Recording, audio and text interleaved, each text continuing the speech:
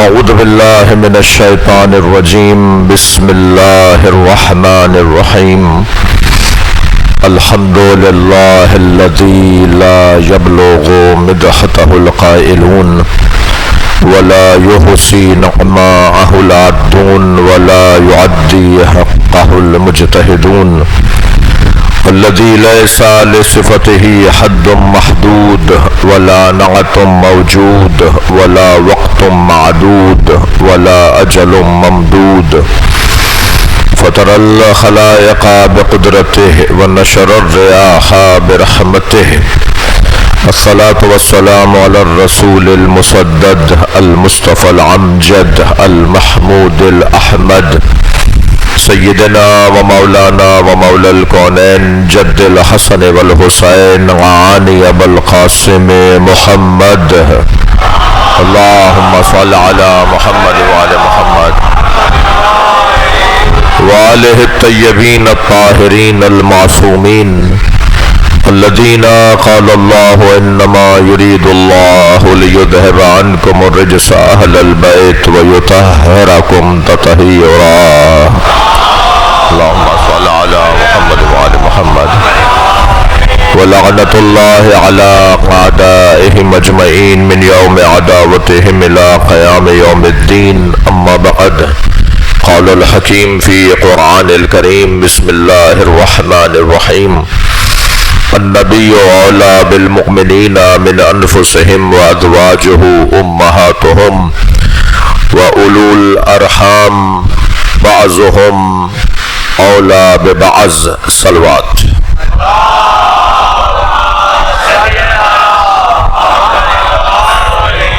التماس کر رہا ہوں ایک سورہ فاتحہ 3 مرتبہ سورہ اخلاص مرحومہ مغفورہ ایک بہترین انسان خدمت گزار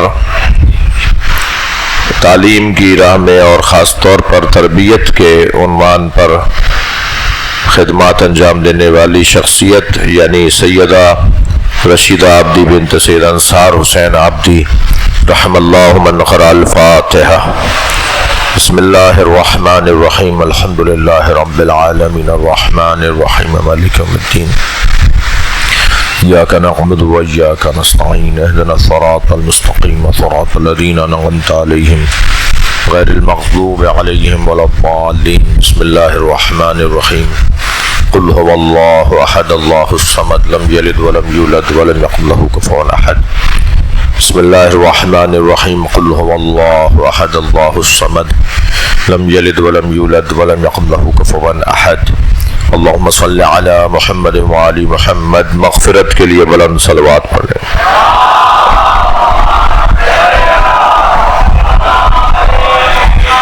اس سے بہتر صلوات پڑھی جا سکتی ہے اللہم صلی علی محمد وعلی محمد سورہ مبارکہ احزاب کی 6 آیت ہے جو میں نے آپ کے سامنے پڑھی ہے آیت نمبر 6 اللہ اپنے اس کلام میں ارشاد فرما رہا ہے النبی اولی بالمؤمنین من انفسہم بتحقیق میرا آخری نبی میرا یہ پیارا نبی میرا یہ خاتم نبی میرا یہ نبی مرسل مومنین سے اولا ہے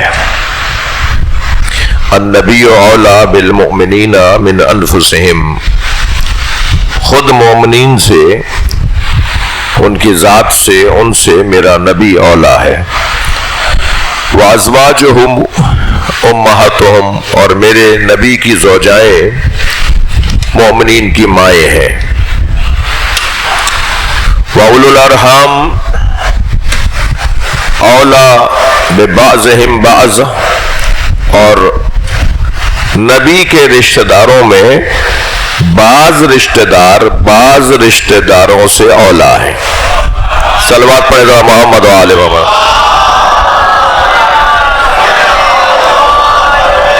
اور بلند صلوات نبی کی ذات پہ پڑھ لیں اللہ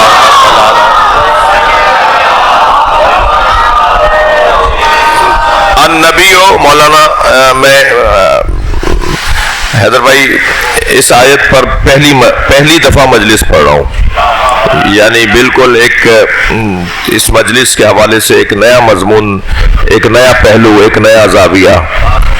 اس آیت پر میں نے اب تک مجلس نہیں پڑھی. یہ مجھے مرحومہ رشیدہ عابدی کی مجلس برسی میں توفیق ہو رہی ہے کہ اس آیت پہ غور کر رہا ہوں. تو اب میرا مجمع بھی میرے ساتھ اہل علم تشریف فرمائے ہیں اور صاحبان دقت بیٹھے ہوئے ہیں، تشریف فرمائے ہیں، تو ذرا توجہ چاہوں گا کہ آپ کی توجہ رہے. ایک دفعہ پھر سنیے. النبی اولیٰ بالمؤمنین من انفسہم. میرا نبی، یا اہل علم جانتے ہیں کہ یہاں الف لام ہے نبی کے اوپر. النبی الف لام کے ساتھ نبی ہے، نبیٌ نہیں ہے، النبی ہے، الف لام بھی لگا ہوا ہے. تو اس سے مراد ہر نبی نہیں ہے. اگر صرف نبی لکھا ہوتا تو پھر سب نبی مراد ہوتے، لیکن یہاں سب نبی مراد نہیں ہے. یعنی میں اگر یوں کہہ دوں کہ ہر نبی مومنین سے افضل نہیں ہے، تو امیر المومنین کسی اور سے مفضول کیسے ہوں گے؟ بھائی میں تو اب اس تیاری میں ہوں کہ اپنے لوگوں کو آمادہ کروں کہ جو یہ کہتے ہیں کہ مولا علی سے کوئی اور بھی افضل ہے، اب توہین اہل بیت کی FIR کاٹی جائے.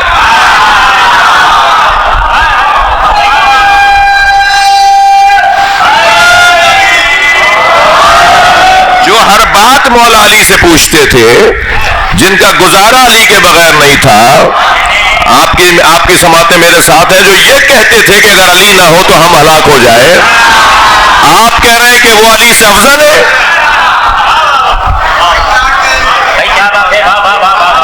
یعنی خود وہ یہ کہتے تھے کہ ہمارا گزارا علی کے بغیر نہیں ہے. لب تلد النساء مثل علی ابن ابی طالب. علی ابن ابی طالب جیسا بچہ کسی ماں نے جنا ہی نہیں ہے. جو یہ کہتا تھا، جو یہ کہے، تم کہہ رہے ہو کہ وہ علی سے افضل ہے. تو اب اس پہ تیاری ہونی چاہیے کہ اب ہماری طرف سے یہ تیاری ہو کہ یہ توہین اہل بیت ہے. مولا علی سے کسی کو، نبی کے علاوہ کسی کو، نبی سے تو نبی تو افضل ہے مولا علی سے، بات نبی کی نہیں ہو رہی. مومنین میں سے، امت میں سے کسی کو اگر علی سے افضل کہا جائے گا تو یہ اہل بیت کی توہین ہے. صلوات پڑھے محمد و آل محمد پر.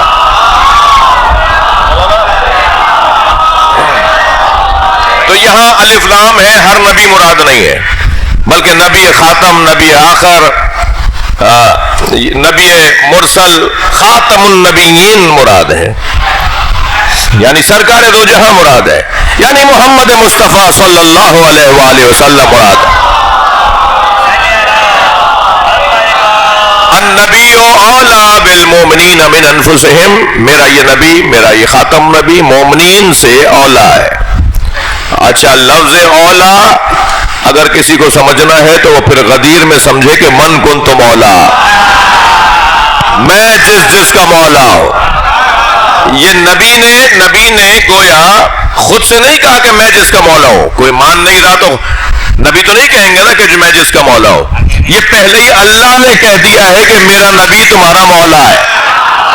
اب جو قرآن پر یعنی اللہ پر یقین رکھتا ہے، نبی ان سے بات کر رہے ہیں. من کنت مولا، میں جس کا مولا ہوں، فہذا علی المولا، یا علی اس کا مولا ہے. النبی اولیٰ بالمؤمنین من انفسہم. اچھا، یہی ایک اور جملہ بھی کہہ دیتا ہوں. میرا دل تو نہیں چاہ رہا نا کہ میں جلدی آگے بڑھوں. میں تو چاہ رہا ہوں کہ بات مکمل اور اچھی اور سچ کرو.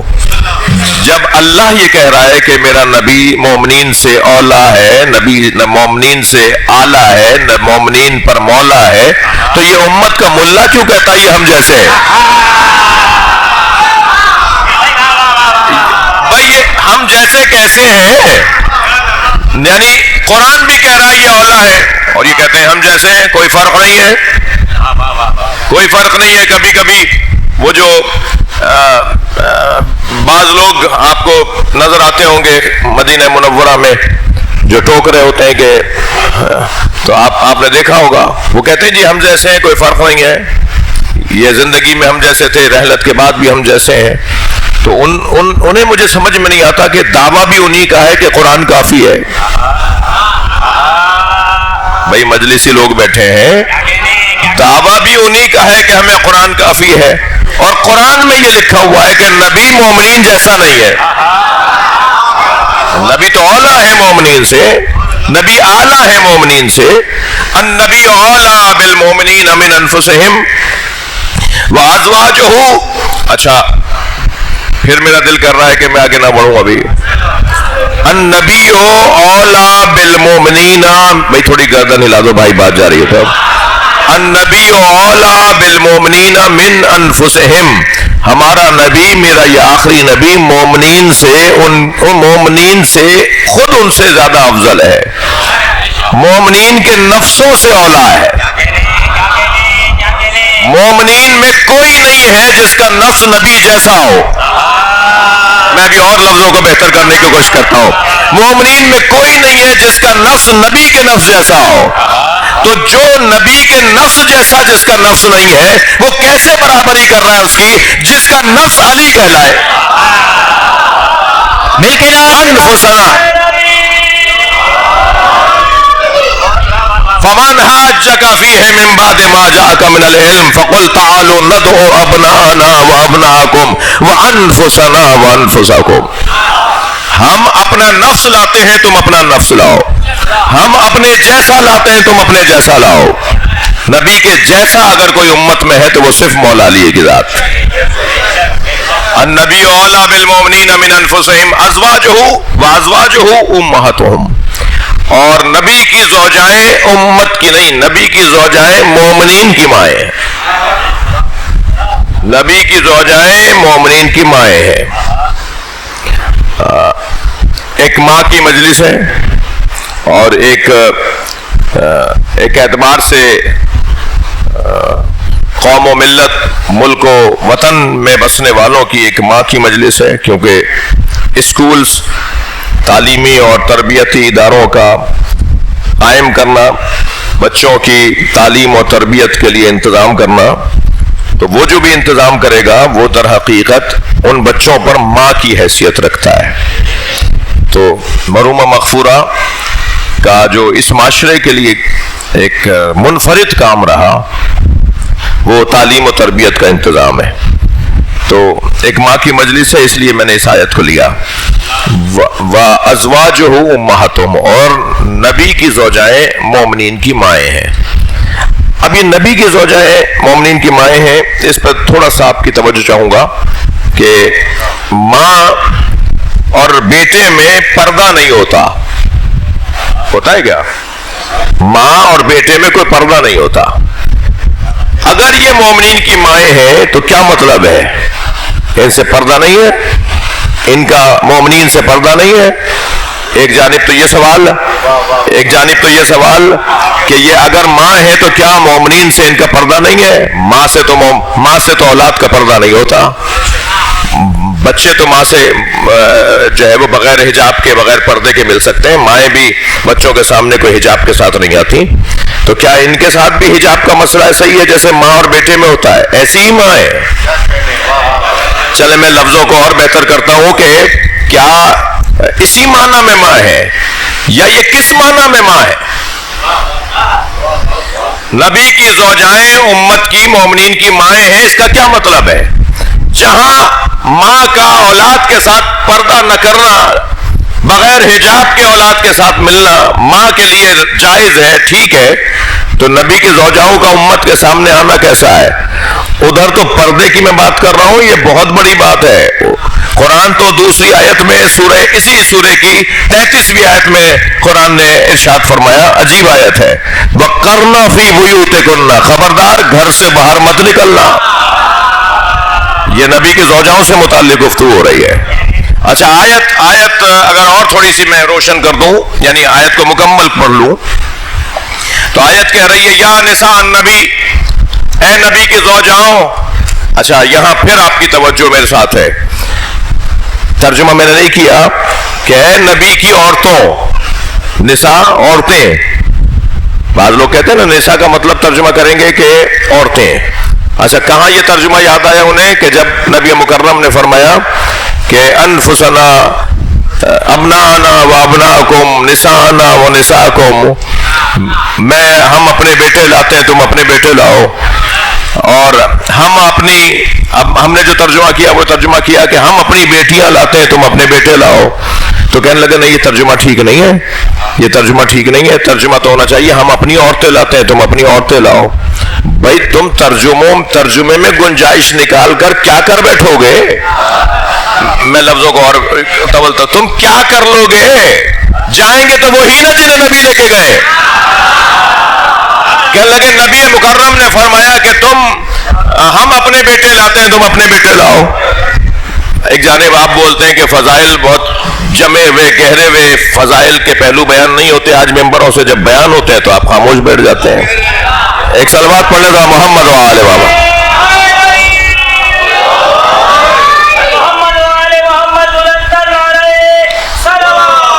اللہم صلی علی محمد و آل محمد۔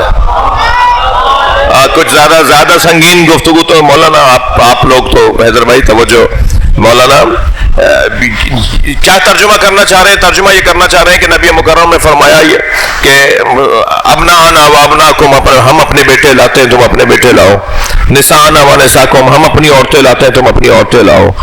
تو اگر یہ تم نے طے کر لیا کہ نساء کا مطلب نساء کے معنی عورتوں کے ہیں، تو پھر ہر جگہ یہی ترجمہ کرنا۔ یہ کیا بات ہوئی کہ اپنے مطلب کے اگر ترجمہ یہاں بن رہا ہے تو یہاں وہ کر لیا، کہیں اور کوئی اور ترجمہ کر لیا۔ اگر نساء کا ادھر ترجمہ آپ عورت کر رہے ہیں تو پھر اس آیت میں کیا کریں گے؟ یا نساء النبی کیوں ترجمہ کر رہے ہیں کہ نبی کی زوجاؤں؟ سب نے ترجمہ لکھا یا نساء النبی، اے نبی کی زوجاؤں، کرے نا ترجمہ ہے نبی کی عورتوں، تو عورتوں میں تو زوجائیں بھی آ جاتی ہیں، بیٹیاں بھی آ جاتی ہیں، خالائیں بھی آ جاتی ہیں، مگر یہاں قرآن بیٹیوں کو خالوں کو کچھ نہیں کہہ رہا، قرآن صرف زوجاؤں کو کہہ رہا ہے۔ تو کیسے آپ نے یہاں ترجمہ کیا کہ اے نبی کی زوجاؤں یا نساء النبی، اے نبی کی زوجاؤں، کیوں ترجمہ کر رہے ہیں؟ کیوں؟ آپ نے جواب یہ دیا کیونکہ قرینہ موجود ہے۔ اگر قرینہ موجود ہو تو پھر ترجمہ قرینے کے مطابق کیا جاتا ہے، یہ ہو گیا نا فیصلہ۔ تو جب یہاں قرینہ موجود ہے کہ نبی کی زوجاؤں سے متعلق اللہ نے کہا ہے، تو آپ نے ترجمہ نساء کا زوجہ کر دیا، تو وہاں بھی تو ایبن کے ساتھ نساء کا لفظ آیا ہے، وہاں بھی تو قرینہ موجود ہے کہ ہم اپنے بیٹے لاتے ہیں تم اپنے بیٹے لاؤ، تو اب فوراً ترجمے میں بات آئے گی ہم اپنی بیٹیاں لاتے ہیں تم اپنی بیٹیاں لاؤ۔ صلوات پڑھے گا محمد و آل محمد۔ بڑی عنایت آپ کی توجہات کا ممنوع۔ جی تو جاتے نا سب۔ اب ایک اور میں اپنی بات کو مضبوط کرنے کے لیے، اگر ہمیشہ نساء کا ترجمہ عورتیں کرنا ہے تو قرآن کی ایک اور آیت بھی ہے، اور آیت یہ ہے کہ یذبحون ابناءکم ویستحیون نساءکم، وہ تمہارے بیٹوں کو ذبح کرتے ہیں اور بیٹیوں کو چھوڑ دیتے ہیں۔ تو سب نے نساء کا ترجمہ بیٹیاں کیا ہے، جہاں جہاں ابن کے ساتھ نساء آئے گا وہاں ترجمہ بیٹی کیا جائے گا۔ صلوات پڑھے ذرا محمد و آل محمد پر۔ صحیح ہے۔ النبی یا نساء النبی، اے نبی کی، اب ترجمہ صحیح ہے، آپ نے بھی یہی ترجمہ کیا، ہم تو یہ ترجمہ رہے کہ قرینے کے مطابق ترجمہ یہ بنے گا کہ اے نبی کی زوجاؤں لستن کا احد من النساء، تم عام عورتوں کی طرح نہیں ہو۔ اچھا، معصوم بھی نہیں ہے، نبی بھی نہیں ہے، معصومہ بھی نہیں ہے، پھر بھی عام عورتوں کی طرح نہیں ہے، یعنی جو آپ جیسے نظر آئے وہ بھی آپ جیسے نہیں ہے۔ میرا محترم مجمع میرا تھوڑا سا گردن ہلا کے ساتھ دے، اتنا بڑا مجمع یہاں بیٹھا ہے، ہم سب یہاں ایک جیسے ہیں نا، کوئی نبی تھوڑی ہے، کوئی معصوم تو نہیں ہے۔ اتنا بڑا مجمع جو ہم ایک جیسے بیٹھے ہیں وہی ایک جیسے نہیں ہے،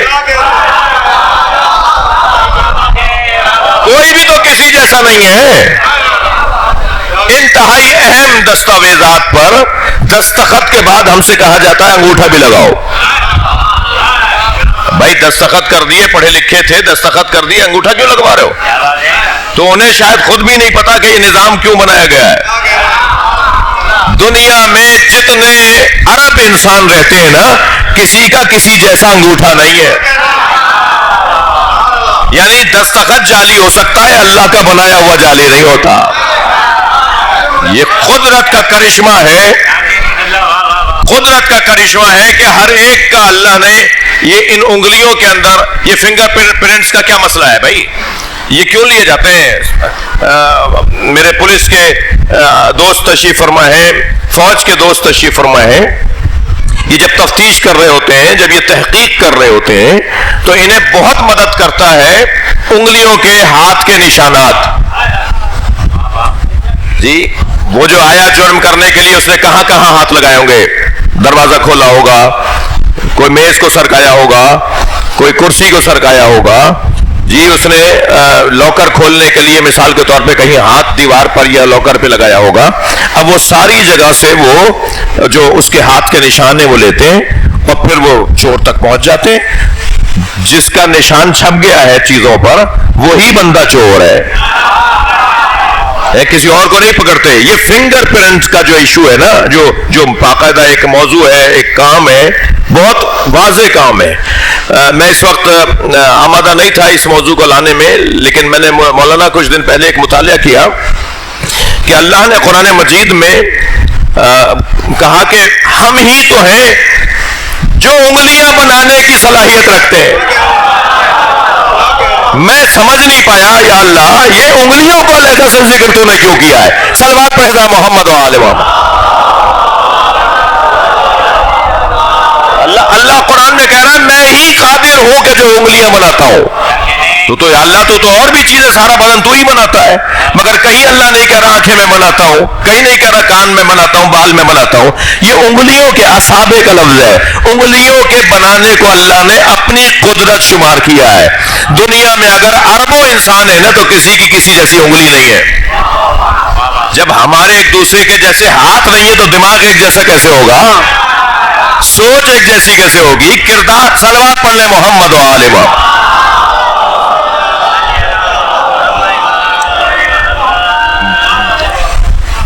توجہ ہے، بات تھوڑی سی اور آگے جائے.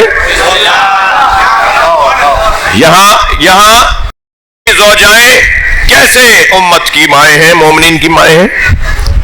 وہاں تو حکم یہ ہے کہ قرنا فی بیوتکن، خبردار، ولا تبرجنا تبرج الجاہلیۃ الاولی، خبردار گھروں سے باہر مت نکلنا، خبردار زمانہ جاہلیت کی طرح بن سنور کے باہر نہ آنا. قلنا قولا معروفا، اور جب بھی بات کرنا تو نپی تلی بات کرنا. جی یہ تو قرآن نبی مکرم کی زوجاؤں کو پردے کا حکم دے رہا ہے. ادھر ماں سے تو پردہ واجب نہیں ہے، ماں کے اوپر واجب ہی نہیں ہے کہ اپنی اولاد سے پردہ کرے. تو عزیزوں، میرے بچوں، میرے جوانوں، میرے بزرگوں، میں اپنا سبق دہرا رہا ہوں. علماء کرام تشریف فرمائے ہیں. یہاں ماں سے مراد صرف اور صرف تعظیم میں ماں، صرف اور صرف تعظیم میں ماں. ان کی تعظیم ہونی ہے، ان کا خیال رکھنا ہے، ان کا احترام کرنا ہے. تحریم النکاح، ان سے نکاح حرام ہے. لیکن سارے احکامات جو ماں کے اولاد کے ساتھ بنتے ہیں وہ نبی کی زوجاؤں کے، مومنین کے ساتھ نہیں بنتے ہیں. مگر آیت کچھ اور بھی آگے کہتی نظر آ رہی ہے. آیت یہ کہہ رہی ہے کہ اولو الارحام اولا ببعضہم بعض، اور جو نبی کے رشتہ دار ہیں ان میں بعض سے افضل ہے. تم سب اہل بیت کو برابر کہہ رہے ہو. نقن صاحب نے تو مسئلے کو حل کر دیا بڑے ہی لطیف انداز سے. نقن صاحب فرماتے ہیں نبی نے اینٹوں کے گھر میں چادر کا گھر بنایا. نہیں آپ تھکے بیٹھے ہیں بہت سبھی. نبی مکرم نے اینٹوں کے گھر میں چادر کا گھر بنایا، اور اینٹوں کے گھر میں چادر میں جنہیں لیا وہ اہل بیت نبوت ہے. وہ سارے گھر میں رہنے والے برابر نہیں ہیں. صلوات پڑھ لیں محمد و آل محمد.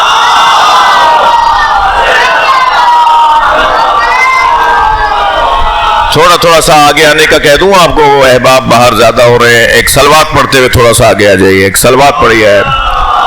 آئیے آپ ہی سے کہہ رہا ہوں، آ جائیے صلوات پڑھتے ہوئے تھوڑا سا آگے.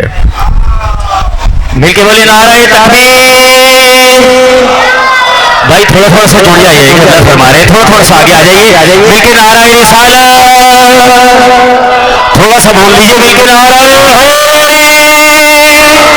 بر محمد و آل محمد, نعرہ صلوات.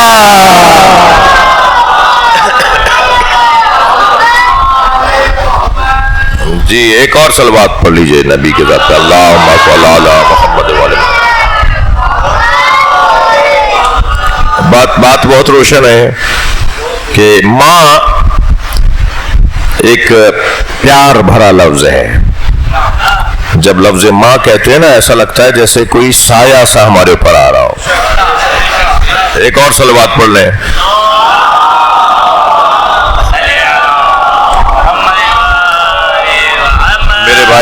میرے بھائی شاہد بلتستانی تشریف لے آئے ہیں اور ابھی نوحہ خوانی بھی ہوگی, یہ نوحہ سنائیں گے, اور اس ذکر سے متصل ایک اور ذکر بھی آگے بڑھے گا.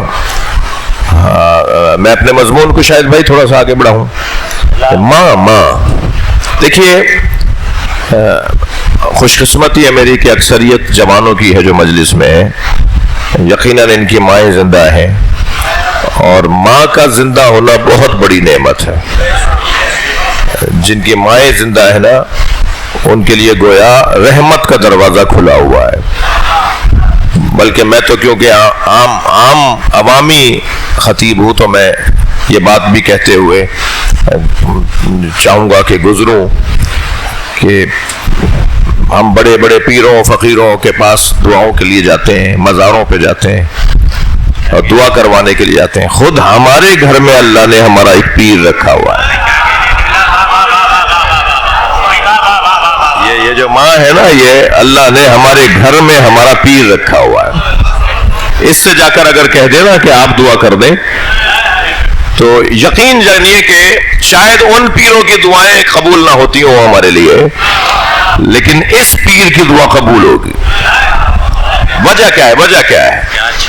ماں واحد رشتہ ہے, اور پھر اس کے بعد باپ. یعنی اگر ترتیب میں لیں گے تو ماں باپ میں اولا کون ہے؟ ماں باپ میں بھی اولا ماں ہے. ہاں, یہ بڑی مشہور روایت, سرکار دو جہاں سے آ کر ایک صحابی نے کہا, یا رسول اللہ میں خدمت کرنا چاہتا ہوں ماں باپ کی, مگر میں ایک وقت میں یا باپ کی کر سکتا ہوں یا ماں کی کر سکتا ہوں, تو میں کس کی خدمت کروں؟ سرکار نے فرمایا ماں کی. پھر اس نے کہا, یا رسول اللہ دوبارہ ایسے ہی موقع ملے تو میں باپ کی کروں یا ماں کی؟ سرکار نے فرمایا ماں کی. اس نے کہا, یا رسول اللہ تیسری مرتبہ پھر ایسا ہی موقع ہو, باپ کی خدمت کروں یا ماں کی؟ نبی نے فرمایا ماں کی. اس نے کہا, یا رسول اللہ اگر چوتھی مرتبہ ایسا ہی ماحول بن جائے کہ میں ایک کی خدمت کر سکتا ہوں, ماں کی کروں یا باپ کی؟ سرکار نے فرمایا باپ کی. یعنی اگر تمہیں 4 موقع مل رہے ہیں تو 3 موقع ماں کے حوالے کرو. یہ آرزو ہے, نبی کی چاہت ہے, نبی کی خواہش ہے. خانہ کعبہ کو دیکھنے والوں, تمہارے اپنے گھر میں ایک ایسا وجود ہے جسے دیکھنے کا ثواب کعبے کو دیکھنے کے برابر ہے.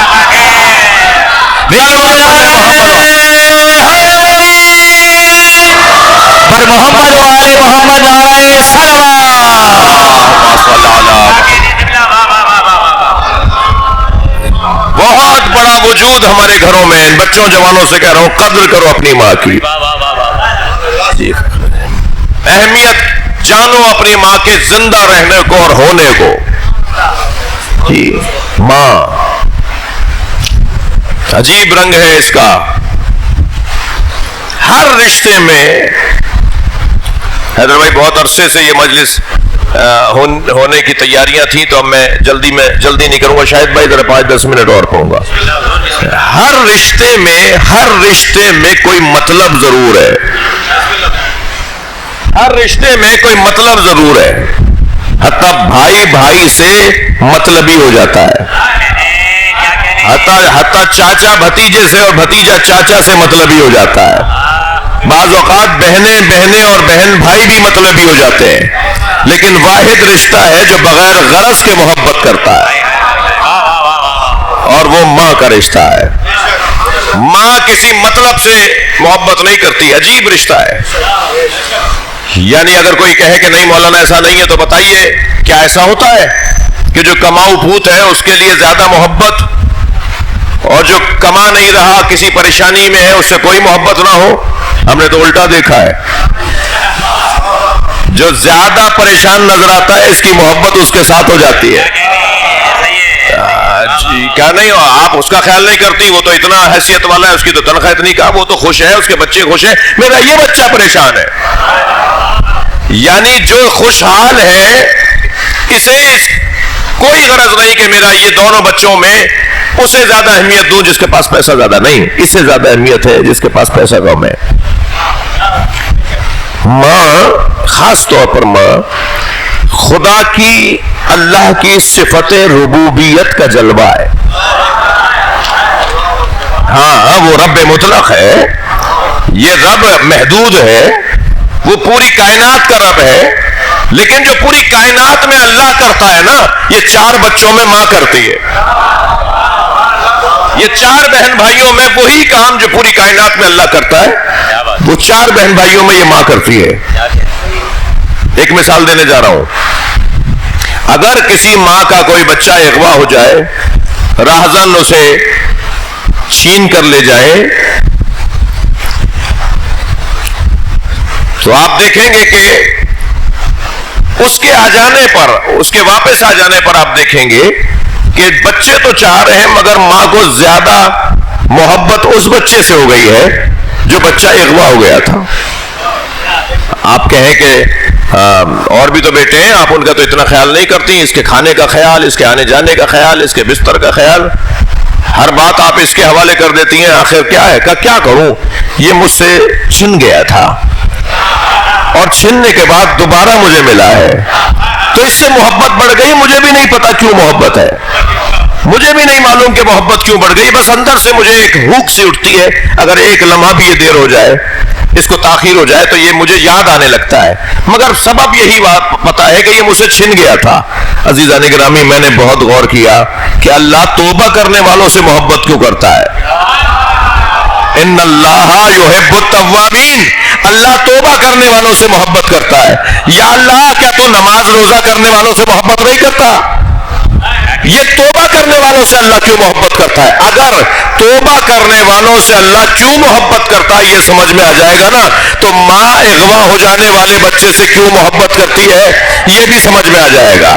اللہ کیوں توبہ کرنے والوں سے محبت کرتا ہے؟ اللہ اس لیے توبہ کرنے والوں سے محبت کرتا ہے کہ یہ شیطان کی وادی میں اغوا ہو کے چلا گیا تھا، اب یہ پلٹ کر واپس آیا ہے، اللہ کی محبت بڑھ گئی۔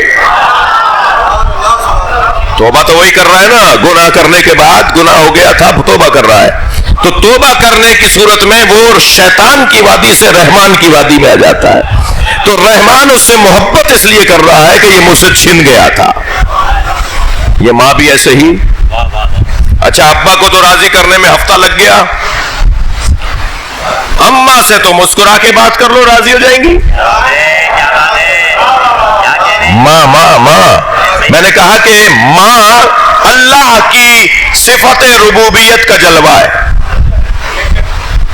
جی اگر کبھی ابا ناراض ہو گئے، کسی بچے کو غصے سے کہا خبردار گھر میں قدم نہیں رکھنا، تو ماں اس انتظار میں رہتی ہے کہ ابا سوئے تو میں دروازہ کھول کے اسے اندر لے لوں۔ جی باپ کو یہ 4 دن بعد راضی کریں گے، مگر ماں تو کبھی ناراضی نہیں ہوتی، چھوٹی چھوٹی باتوں پہ راضی ہو جاتی ہے۔ بڑے بڑے گناہ کرنے والوں کی مائیں، یعنی ماؤں کا جرم کرنے والوں کی مائیں جو اپنی ماؤں کا جرم کرتے ہیں، ماؤں کے دل دکھاتے ہیں، وہ ایک مسکرا کے دیکھنے پہ راضی ہو جاتی ہے، ختم کر دیتی ہے بات، بعد میں دہراتی بھی نہیں ہے کہ تم نے ایسا کیا تھا۔ اگر یہ بات میری نہیں روشن ہے تو عزیزو، اللہ کی صفات میں ایک صفت ہے، دعائے کمیل میں آپ شب جمعہ پڑھتے ہیں، یا سریع الرضا، اے جلدی راضی ہو جانے والے، وہ جو اللہ جلدی بندے سے راضی ہو جاتا ہے اس کی صفت ہے ماں، یہ اپنے بچوں سے جلدی راضی ہو جاتی ہے، یہ اپنے بچوں سے جلدی راضی ہو جاتی ہے۔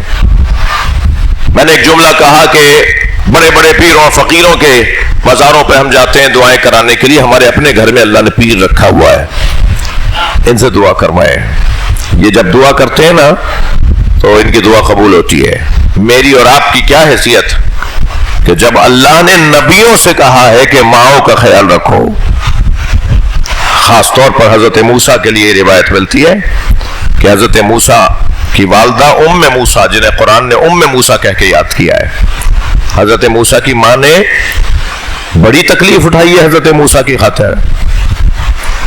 ہر ماں اپنے اولاد کے لیے تکلیف اٹھاتی ہے، زحمتیں اٹھاتی ہے، برداشت کرتی ہے جی۔ شاید یہی سبب ہے کہ باپ کی نسبت ماں کی فضیلت اس لیے زیادہ ہے کہ اللہ کے ہاں گنا نہیں جاتا ہے، تولا جاتا ہے۔ ابا نے اتنی مرتبہ تمہیں لا کے چیزیں دی ہیں، یہ نہیں گنا جاتا، تولا یہ جاتا ہے کہ تکلیفیں کس نے اٹھائی ہیں۔ باپ کی نسبت ماں تکلیفیں زیادہ اٹھاتی ہے جی۔ حملت ہو امہ کرہا، قرآن کہتا ہے ماں نے جو 9 مہینے تک حمل کیا اور اس کی ایک ایک لمحے کی تکلیف اٹھائی، تم ساری زندگی بھی ماں کی خدمت کرتے رہو تو ماں کی تکلیفوں کا بدلہ نہیں اتار سکتے جو اس نے 9 مہینوں میں ایک مرتبہ بھی کروٹ لی تھی، ایک مرتبہ بھی۔ حیدر بھائی بچے جوان بیٹھے ہیں، میرا دل کہہ رہا ہے کہ میں ماں، کیا معلوم آج کی اس مجلس کے بعد ان میں سے بہت سو کے رویے ماں سے اچھے ہو جائے، یہ گھروں میں جائیں اور ماں سے لپٹ کے کہیں کہ آج مجلس سن کر آئے ہیں، آج کے بعد آپ سے اونچی آواز میں بات نہیں کروں گا۔ صلوات پڑھنے ذرا محمد و آل محمد۔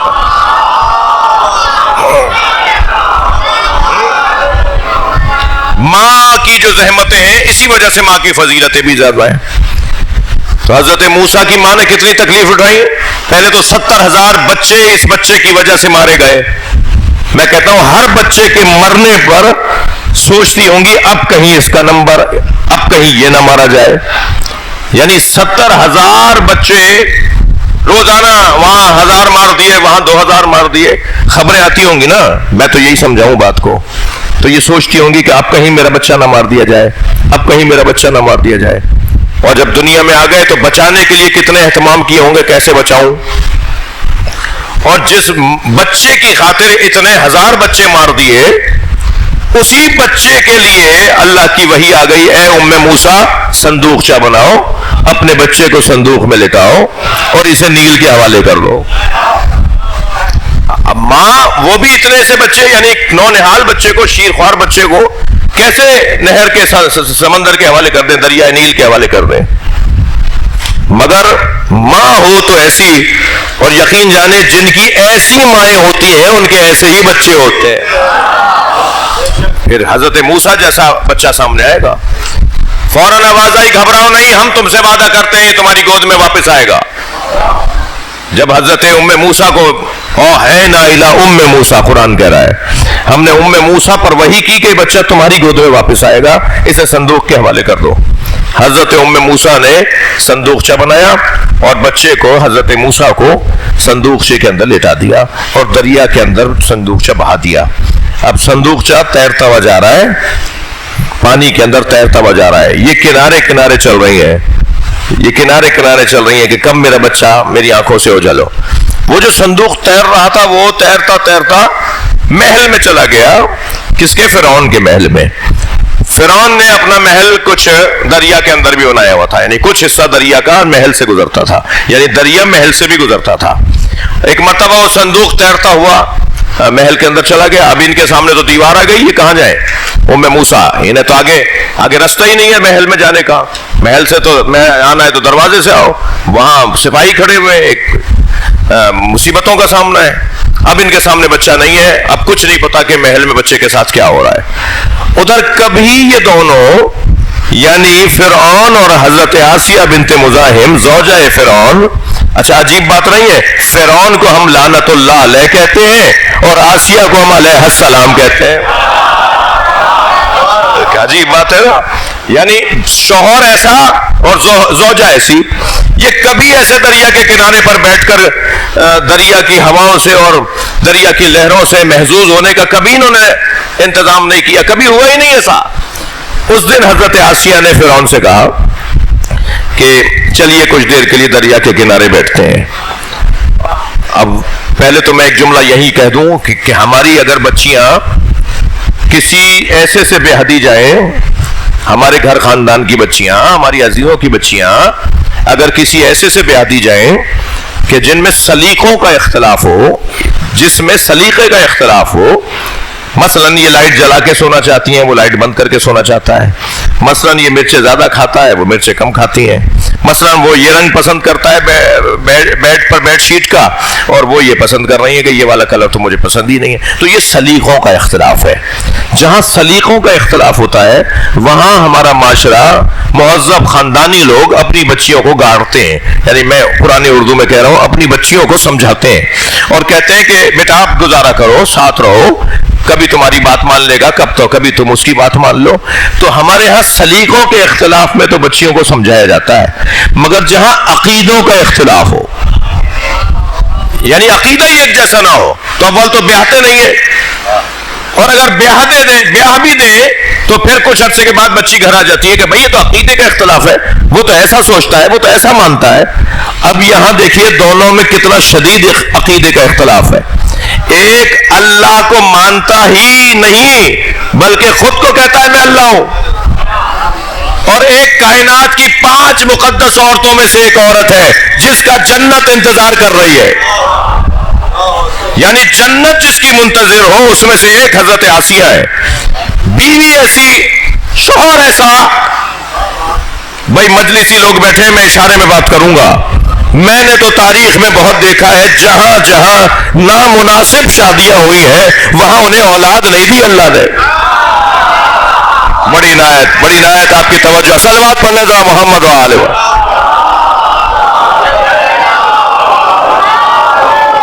اور بلند صلوات پڑھ لیں نبی کی ذات پر۔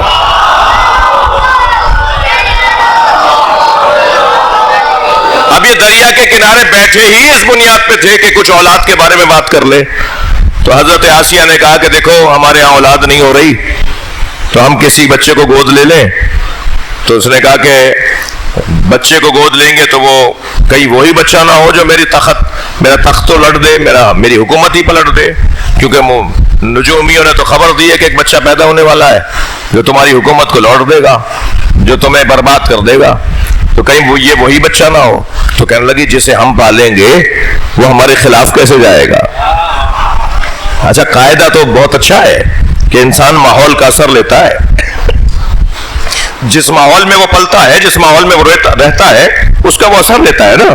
یہی حضرت آسیہ نے فارمولہ دیا کہ جب ہم پالیں گے، ہماری گود میں ہوگا، تو پھر یہ ہمارے خلاف کیسے جائے گا؟ تو قاعدہ تو یہ ہوا جس ماحول میں انسان رہتا ہے اس ماحول کا ہو جاتا ہے۔ لیکن عزیزان گرامی جو کسی اچھے ماحول سے آتا ہے نا وہ گندے ماحول کا نہیں ہوتا، یہ اسے سمجھانا ہوتا ہے۔ میرے سامنے بڑی تعداد میں جوان بیٹھے ہیں اور یہ 4 کیمرے تو مجھے نظر آ رہے ہیں اور 8-10 مجھے موبائل بھی نظر آ رہے ہیں جو ویڈیو بنا رہے ہیں۔ تو نہ جانے جو امریکہ، کینیڈا، آسٹریلیا، یورپ میں ہمارے جوان گئے ہوئے ہیں، میں ان سے کچھ دیر بات کرنا چاہ رہا ہوں۔ یہ جب وہاں جاتے ہیں نا پڑھنے کے لیے تو کہہ کے تو جاتے ہیں کہ ہم پڑھنے جا رہے ہیں، اور پڑھنے کے بعد پھر یہ کوئی اپنی ہی جاب بھی ڈھونڈ لیتے ہیں۔ اچھا ڈاکٹر علیباز صاحب بھی باہر ہی ہیں تو وہ بھی سن رہے ہوں گے میری بات۔ بھائی پڑھ لیا، کما لیا، واپس آ جاؤ نا۔ اچھا جب واپس آتے ہیں نا یہ کبھی کبھی ملنے کے لیے تو ابھی 2 سال پہلے گیا ہوتا ہے، مگر جب 2 سال بعد آتا ہے تو توتلا ہو کے تو اردو بولتا ہے، یعنی توتلا کے تو اردو بولتا ہے۔ کیا ہو گیا بھائی تمہیں؟ کہلے وہ انگریزی بولتا ہوں نا۔ تو تم انگریزوں کو اردو سکھا کے آئے؟ تم نے انگریزوں کو بلتی سکھائی؟ تم نے انگریزوں کو پنجابی سندھی سکھائی؟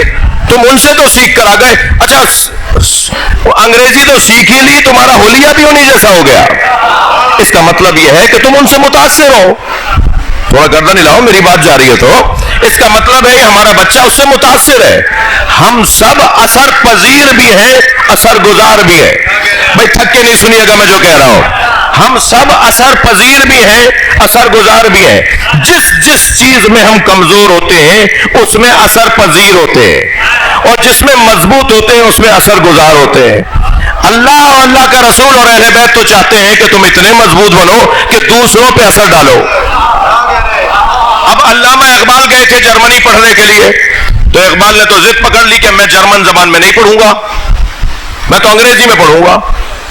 تو علامہ اقبال کی وجہ سے جرمن میونخ یونیورسٹی کی جو تعلیمی زبان تھی وہ جرمن زبان ختم کر کے انگریزی شروع کروائی گئی، اور علامہ اقبال کی وجہ سے ہزاروں طالب علموں کا فائدہ ہو گیا کہ وہ انگریزی میں پڑھنا شروع ہو گئے۔ تو اقبال جب وہاں سے ڈاکٹر ہو کر واپس آئے، پی ایچ ڈی وہاں کی نا میونخ یونیورسٹی میں، انہوں نے جب واپس آئے تو علامہ اقبال تو اور زیادہ مغربی ہو جانا چاہیے تھا، مگر اقبال واپس آ کے اور زیادہ انقلابی ہو گئے، یعنی مسلمانوں کے حقوق کے لیے اور زیادہ سنجیدہ ہو گئے۔ تو یہ کیسے ممکن ہے کہ ایک شخص وہاں رہے، اس ماحول میں رہے، واپس آ کر وہاں لے کر آئے، بلکہ اپنے اثر کو وہاں چھوڑ کر آئے؟ اقبال نے 2 مصروں میں فارمولہ دیا ہے۔ اقبال کہتے ہیں خیرہ نہ کر سکا مجھے جلوے دانش فرنگ۔ یہ یورپ کی جو چمک ہے نا، یہ جو یورپ کی تعلیم کی جو چمک ہے، اس سے میری آنکھیں پھٹی نہیں، میری آنکھیں چندیائی نہیں، میں انہیں دیکھ کر خیرہ نہیں ہوا۔ خیرہ نہ کر سکا مجھے جلوے دانش فرنگ، سرما ہے میری آنکھ کا خاک مدینہ و نجف۔ صلوات پڑھ لیں محمد و آل محمد پر۔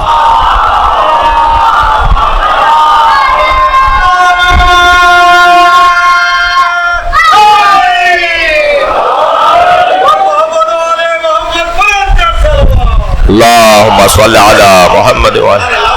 جس کی آنکھ میں مدنی سرما لگا ہوا ہو، جس کی آنکھ میں نجفی سرما لگا ہوا ہو، وہ اسی آنکھ سے تو دیکھے گا جس آنکھ سے مدینے والا اور نجف والا دکھانا چاہتا ہے۔ کمزور ہو، ناتوان ہو، خالی ہاتھ ہو، فقیر ہو، جو تم دوسروں سے متاثر ہو رہے ہو، جس کے پاس علی جیسے مولا کی ولایت ہو، جس کے پاس اہل بیت کے کردار اور سیرت کے پہلو ہو، وہ کسی اور سے متاثر نہیں ہوتا، بلکہ وہ متاثر کر کے آتا ہے۔ بات روشن ہے؟ ماں حضرت آسیہ نے یہ کہہ تو دیا کہ ہم پالیں گے تو یہ ہمارے خلاف کیسے جائے گا، مگر ہوا وہی جو میں عرض کر رہا ہوں، کیونکہ یہ وہاں کے تھے، یہاں کے تو تھے نہیں، اور جہاں سے آئے تھے وہ اس جگہ سے اچھی جگہ تھی، تو جس جگہ سے آئے تھے وہاں کا اثر انہوں نے یہاں چھوڑا، اور حضرت موسیٰ کی والدہ جب واپس گھر آ گئیں، بظاہر روتے پیٹتے واپس آ گئیں کہ میرا بچہ تو مجھ سے چھن گیا، اللہ نے مجھ سے کہا ہے کہ گود میں واپس لوٹاؤں گا، اللہ تیرا انتظار ہے کہ کب تو میرے بچے کو مجھے واپس لوٹائے۔ تو حضرت موسیٰ تو واپس ہو گئیں، مگر جہاں ماں کا کردار مکمل ہو جاتا ہے نا، وہاں پھر بہن کا کردار شروع ہوتا ہے۔ بڑی عنایت آپ کی توجہ۔ جہاں زہرا کا کردار مکمل ہو جائے وہاں پھر ثانیہ زہرا کا کردار شروع ہوتا ہے۔ لہذا موسیٰ گھر لوٹائیں، مگر اخت موسیٰ نے کہا کہ میں تو دربار میں جاؤں گی۔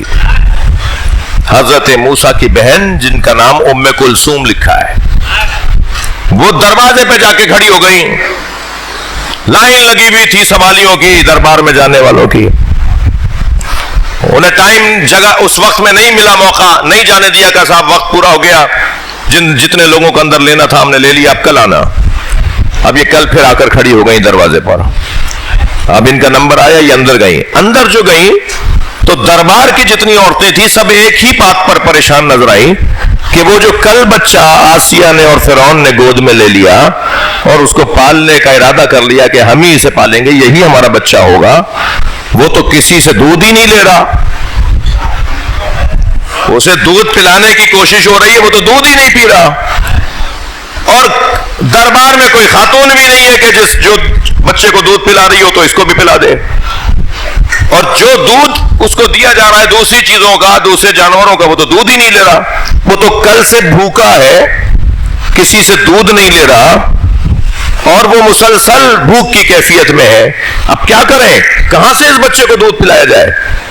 تو جب یہ ہر عورت کو کہتے ہوئے سنا نا، تو اخت موسیٰ علیہ السلام نے ان میں سے ایک کنیز سے کہا کہ مجھے پتا ہے ایک خاتون کا کہ جو اس بچے کو دودھ پلا سکتی ہے۔ اب وہ وعدہ پورا ہوگا جو اللہ نے کیا تھا۔ صلوات پڑھ لیں محمد و آل محمد پر۔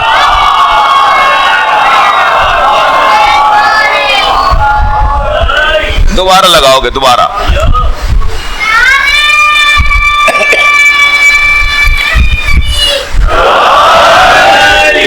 اب ایک مرتبہ کہا کہا کہ بھائی اندر دربار تک خبر پہنچی, حضرت آسیہ تک بات گئی, انہوں نے کہا بلاؤ اس خاتون کو, یہ کیا بتا رہی. کہا ایسے ایسے میں جانتی ہوں. کنیزوں کو کہا جاؤ اس عورت کو لے کر آ جاؤ. اب جب یہ دوڑتی ہوئی گھر آئی نا تو ماں سے کہا اماں اللہ نے نہیں کہا تھا کہ میں موسیٰ کو تمہاری گود میں لوٹاؤں گا. اماں چلو دربار میں. اب یہ وہاں گئی ہیں مگر ماں نے بتایا نہیں کہ میں اس کی ماں ہوں. بھائی جملہ کہوں گا ایسے آگے نہیں بڑھوں گا. حضرت ام موسیٰ نے دربار میں جا کر یہ نہیں بتایا میں اس کی ماں ہوں. دودھ پلایا. حضرت موسیٰ جیسے ہی گود میں آئے ہمک کے لپٹ گئے, فوراً دودھ پینے لگے. اور اس وقت تک دربار میں جانا روزانہ کا جانا تھا جب تک حضرت موسیٰ کو دودھ پلانے کا دورانیہ مکمل نہیں ہو گیا. ایک دو دفعہ تھوڑی گئی ہیں دربار میں, روزانہ بلائی جاتی تھی کہ لے کر آؤ, اب وقت آ گیا انہیں لے کر آؤ. اور کبھی نہیں بتایا کہ میں اس کی ماں ہوں. عزیزان گرامی, تم کہتے ہو تقیہ بدعت ہے, یہاں تقیہ کرنے سے نبی پلے. صلوات پڑھنے محمد و آل محمد پر.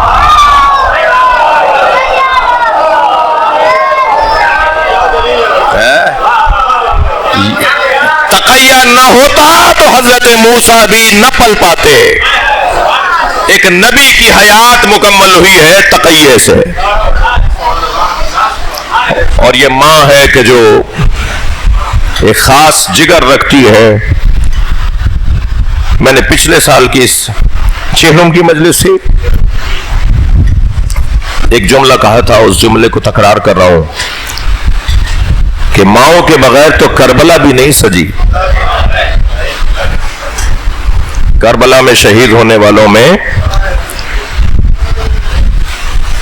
ایسے شہید بھی ہیں نا کہ جن کی مائیں زندہ ہیں. اور ماں اگر اپنے بچے کا لاشا دیکھے تو وہ ماں کے لیے قیامت کا دن ہوتا ہے. مرحومہ مغفورہ بھی اس کیفیت سے گزریں.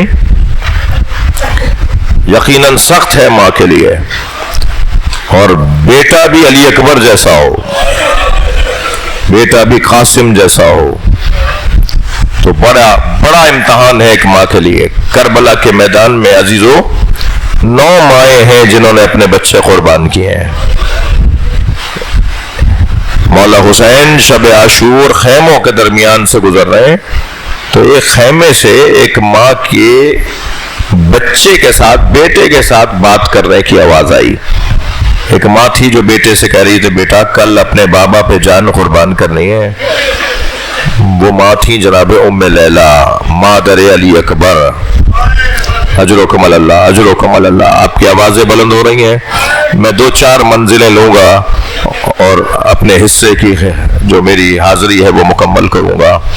کچھ اور آگے بڑھے تو ایک خیمے سے آواز آئی جو ایک ماں 2 بچوں سے بات کر رہی تھی اور کہہ رہی تھی اونو محمد کل ماموں پہ جان قربان کرنی ہے, کہیں ایسا نہ ہو کہ علی اکبر شہید ہو جائے اور تم زندہ رہ جاؤ. وہ جناب زینب کبریٰ ہیں جو اپنے بچوں سے بات کر رہے تھے.